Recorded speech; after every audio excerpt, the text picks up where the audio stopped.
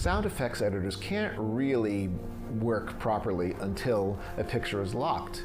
And the problem is that Star Trek: The Motion Picture was locked so late that there wasn't time for them to do the full extent of their work. Alan Howarth created a ton of sound effects for Star Trek: The Motion Picture. That was an instantaneous creation right there on stage. There was no trial and error other than going down and trying a few dozen things right in front of them. I've been programmed by V'ger to observe and record normal functions of the carbon-based units infesting USS Enterprise. And having go, okay, that's it. We like that one. Let's do it. And then they just processed all of her dialogue right there. Everything from the sound of the warp core and the warp engines to the wormhole to the voice of V'ger at the end, which also incorporated some contributions from Joel Goldsmith, the son of composer Jerry Goldsmith. Mr. Wise first said, well, we want V'ger to talk, but we don't want him to say anything. And I said, well, that's great, but what does he say? Mr. Wise is saying that V'ger is getting more and more angry. So I had Mr. Wise give me an ad-lib V'ger dialogue. So I used Mr. Wise's dialogue as my cadence and rhythmic format to play the synthesizer to. It's like, I must become one with the Creator. I must become one with the Creator. I would finger on the synthesizer that rhythmic pattern.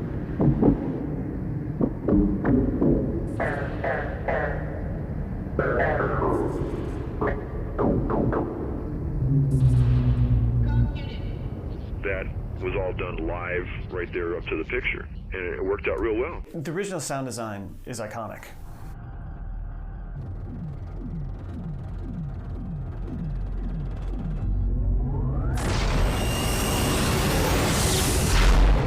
They came up with new sound design for the motion picture, and they had to pay homage and use sound design from the show.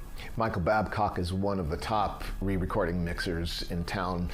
Tremendous amount of experience, has worked for Christopher Nolan projects. Mike Matessino is very passionate. He knows every single frame of this movie, and that's not hyperbole. Michael Matessino and Michael Babcock worked together to create our Dolby Atmos track, and they worked together amazingly. Now, thanks to our dearly departed Marty Cohen, who really helped us get the director's edition in Atmos, it was the Dolby Atmos mix that we had that now really makes you feel moments in the film, and it really surrounds you. So the fact that we could do this in the digital world really just upped the game of the sound mix. You're mixing in a virtual room. It's actually not a set number of speakers. There's a set number of channels. You basically have 128 channels to assign anywhere in the room. If you put something in that part of the theater, whatever theater you're watching in, it's going to be in that part of the theater. It's powerful. The Klingons are powerful. The destruction of the Klingon vessels.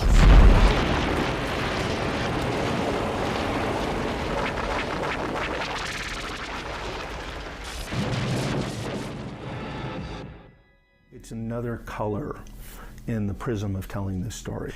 And so to be able to fire a gun and throw that into the sub so the room shakes, and then have a spaceship literally go over your head or go right by you down a wall, I mean, that's just fun.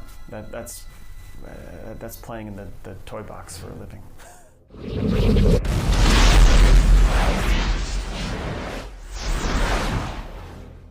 There's a sound now that goes along with it where it's the forcing of the light to squeeze its way into that bridge. And you hear a and that's where it's coming through.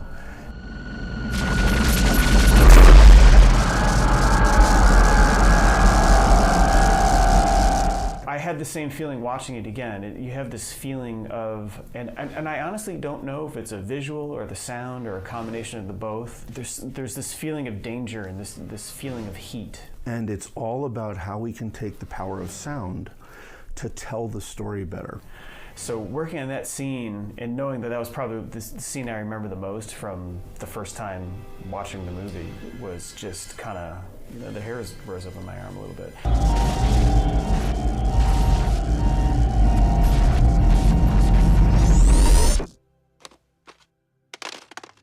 When we did did the director's edition the first time, Robert Wise told us that they had recorded a whole bunch of incidental dialogue. This time, that turned up along with all of the dialogue recording that had been done in post-production. This is called ADR. I got so emotional when I started listening to some of these ADR reels because Bob was there. Bob came in, and you hear him directing all the actors. Remarkable. They are dividing with no apparent energy loss. Once more. Put as much edge into it as Spock would do. Yeah, I know you would. typically, there's almost a sense of admiration. Yes, for yes, would be Spock. that as much as anything. Okay, yeah. Remarkable. They are dividing with no apparent energy loss. Cut. Good. Let's hear them. I think that should do it. But what that did was it enabled us to really get a huge leap in quality. We can't break what is already known as an iconic movie. But I'm really proud that we got it done. I'm proud for people to see it. It just gave us a tremendous latitude to turn Star Trek, the motion picture, into the grand cinematic experience. Putting it into our modern day high fidelity standards, it's just really cool. I don't think I have a better word to describe it.